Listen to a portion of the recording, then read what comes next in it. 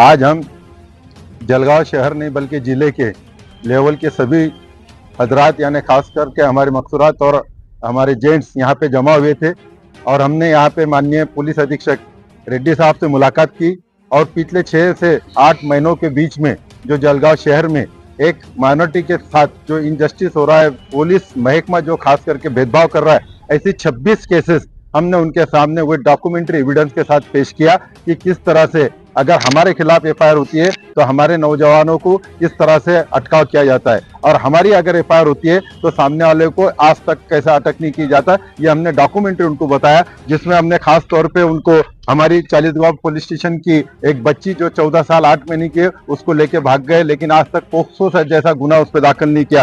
सौदा police station Chinawal में जो घटना घटी है, आज तक उनका हमारे गैर मुस्लिम भाइयों को अभी तक अरेस्ट नहीं किया गया, जबकि हमारे 15 लोगों को अरेस्ट किया, 5 लोगों को 41A की नोटिस दी गई। उसके बाद अगर आप देखेंगे कि MIDC पुलिस स्टेशन छिरसोली गांव में 307 के 2 गुने दाखिल किए, उसी पत्थर चोट में सामने वाला का एक का भी गुना दाखिल नहीं किया या उनको उठाया नहीं गया। साथ में अभी आपने देखे कि इमरान खान सफदर खान को मारा गया, ठोका गया, लेकिन उसकी कंप्लेंट आज तक पुलिस नहीं ले रही, जबकि उसका MLC हुआ है, पुलिस ने जवाब लिया। उसके बाद हमने ऐसे बहुत से केसेस बताए। मासूमवाड़ी की जो मारहाण हुई थी उसमें भी सभी के नाम थे, लेकिन वहां पे भी सिर्फ 5 मुस्लिम लड़कों को अरेस्ट किया गया। उसके बाद वरंगाव पुलिस स्टेशन का एक जो बच्चा हमारा शरीफ आलम पिंजारी, वो मर चुका है, लेकिन उसकी अभी तक CID इंक्वायरी भी नहीं हो रही या उसको अभी तक कुछ उसके बारे में हो रहा नहीं। तालुका पुलिस स्टेशन में जो गुना दाखिल हुआ था चोपड़ा के हमारे जो गोरक्षक के नाम से उनको मारा था, वो खुलेआम आज भी चोपड़ा में घूम रहे, लेकिन जलगांव तालुका पुलिस स्टेशन उनको अरेस्ट नहीं कर रहे। चोपड़ा शहर में जो एक हमारी बच्ची को जिसने लेके भाग गया था, शादी कर लिया या क्या करा उसको आज तक पता नहीं, लेकिन वो आज भी खुले तौर पे घूम रहा है। एरंडोल पुलिस स्टेशन में हमारे असलम पिंजारी साहब और उनके साथियों के खिलाफ 4-10-23 को 196-23 के तहत 153 की गुना दाखिल किया, जबकि वो पूरी के पूरे पॉलिटिकल दबाव के अंदर था। यह हमने उनको डॉक्यूमेंट्री बताया, पुलिस ने भी देखा, लेकिन आज भी वो केस ही फाइनल नहीं हो रहा है। साथ में हमारे एरंडोल के शेख रहीम साहब पुलिस स्टेशन में अपनी इंक्वायरी में क्या हुआ पूछने गए तो PI ने उनको मारा और मारने के बाद उनको बहुत गाली गलौज दी, उसकी शिकायत की हमने, उनकी अभी तक उनके खिलाफ कोई कंप्लेंट नहीं हो रहा। यावल पुलिस स्टेशन की जो साकली गांव में मिरोनुक निकली थी, वहां पे 6 लड़कों ने जो तलवारें उठाई थी और तलवारें नाची थी, उसकी कंप्लेंट की, उस पर आज तक कोई एक्शन नहीं हो रही है। नशीराबाद पुलिस स्टेशन में अभी 2 जून को झगड़ा हुआ, लेकिन झगड़ा होने के बाद इमीडिएट लड़कों के खिलाफ तीनों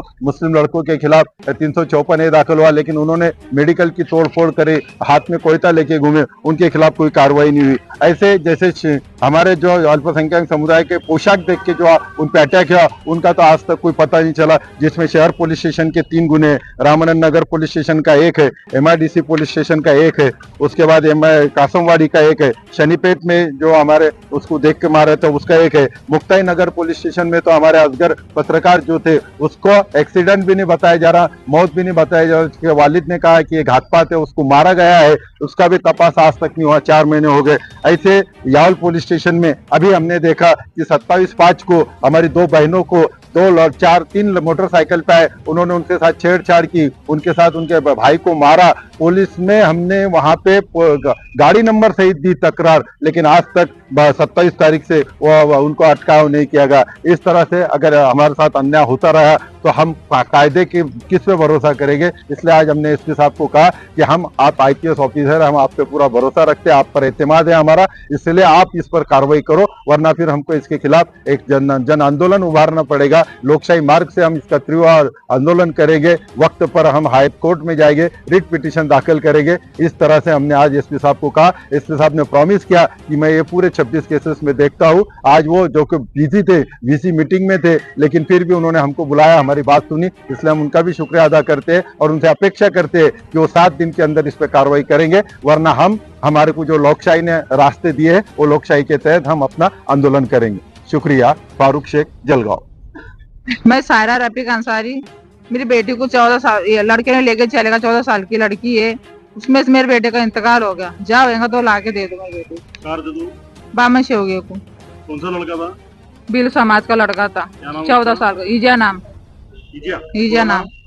ईजा ये को बिल है लगता, वो नहीं पता मेरे को। पटेल हूँ और एक जितेंद्र नाम का लड़का है, जलगांव में रहता है। उसने मुझे है ना बड़े बड़े आशी दिए, जैसे बोला कि मैं तेरे नाम इतना कर दूंगा उतना कर दूंगा, मेरे से शादी कर ले या मेरे साथ भाग जा, ऐसा बोलकर सब कुछ कर लिया है और आज मुझे छोड़ के चले गया। उसका एक लड़का है। पुलिस से जब मैंने जाकर बातचीत भी की तो वो कुछ इतना इंटरेस्ट नहीं ले रहे हैं। मेरे पे आज जो अत्याचार हो रहा है उसको आप देखिए। मेरा नाम रहीम शेख है। मैं छत्तीस गुराड़े के पास एरंडोल पीआई के पास गया था।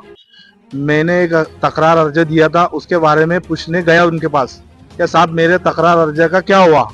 साहब ने बोला कि तू लिखी अंदाज में दे। मैंने हाँ बोला। ऐसा करते करते साहब ने मेरे कन फट्टे में 2 रख दिया। मैंने पूछा साहब मेरा गुनाह क्या है, और मैंने पूछा कि साहब ऐसा क्यों, तो बोले तू पूछने वाला कौन है ऐसा। और मैंने लिखी कंप्लेंट किया। अभी तक उनके ऊपर कोई कार्रवाई नहीं हुई। मैं कार्रवाई की अपेक्षा करता हूँ छत्तीस गुराड़े के नाम पर। मेरा नाम शेख जाबिर, शेख अमान चिनावल, उप सरपंच पति।